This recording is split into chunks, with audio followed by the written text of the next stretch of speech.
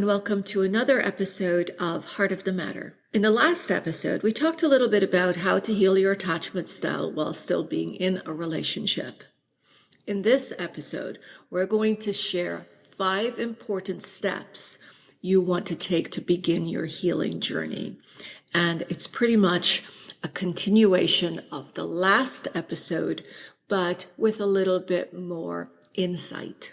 Now, the first thing you want to do is recognize your attachment style. The first step to healing is recognizing the things that you struggle with.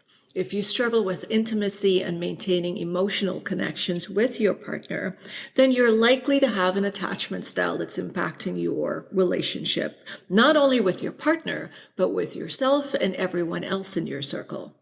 So it's incredibly important that we do some introspection every now and again and see the areas that we need to work on, because the wound would not heal if we don't accept that there is pain caused by our past experiences and acknowledge that these pains, the trauma, if they're not healed, they're going to keep affecting our relationships. We want to look at it this way. It's like a crack in a vase. The vase looks beautiful from the outside, but there's a crack that's affecting how it functions. When we see that our attachment style is like identifying that crack, then we'll be able to recognize the crack and repair it. The same way, knowing your attachment style is the first step to healing it. The second thing we want to do is communicate.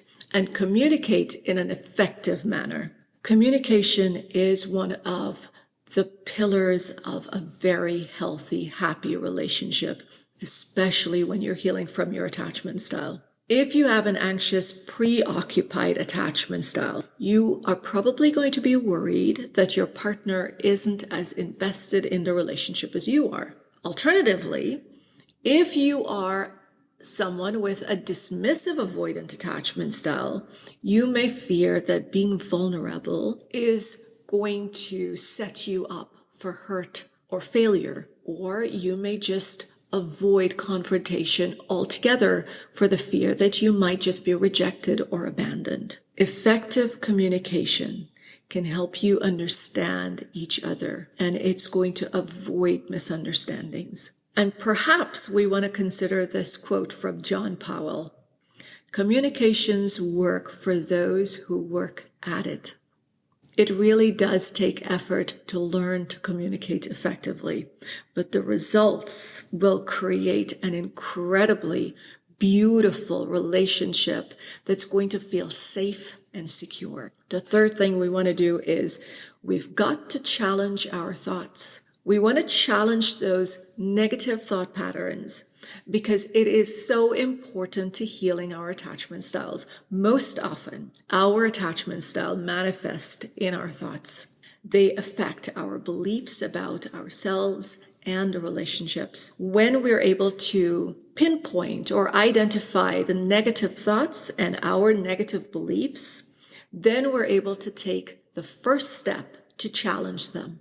We can ask ourselves, where is this question coming from? What am I worried about? What am I afraid of? Is this thing as scary or as painful as I'm imagining it to be? We want to see our negative thoughts as weeds in a garden. The weeds will hide the beauty of the flowers.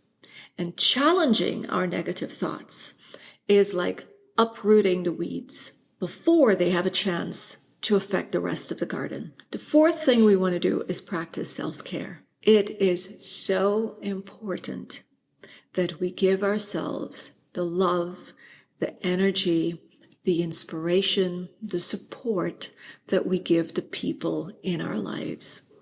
Practicing self-care should be an absolute priority on a healing journey.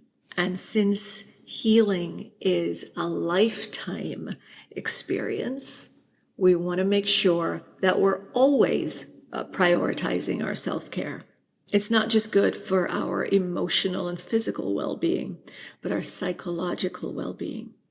And that's what we need to pay attention to when We've been of a particular attachment style for all of these years, and now we're trying to change it. Regular self-care helps us to re-energize and to face these challenges with a clear and positive mindset. To make an analogy on this, we want to see ourselves as a car. It requires maintenance from time to time. If not, it's going to start giving trouble and it's going to break down. So we want to make sure that we're taking care of that car. And for the fifth thing, we want to ask for professional help. It may not always be easy. We may not be able to afford it. We may not have the time, but that is not an excuse for gaining some insight from a professional. There are tons of blog posts out there, YouTube videos, TikTok videos talking about attachment style. There are a number of quizzes online that can help you find what your attachment style is.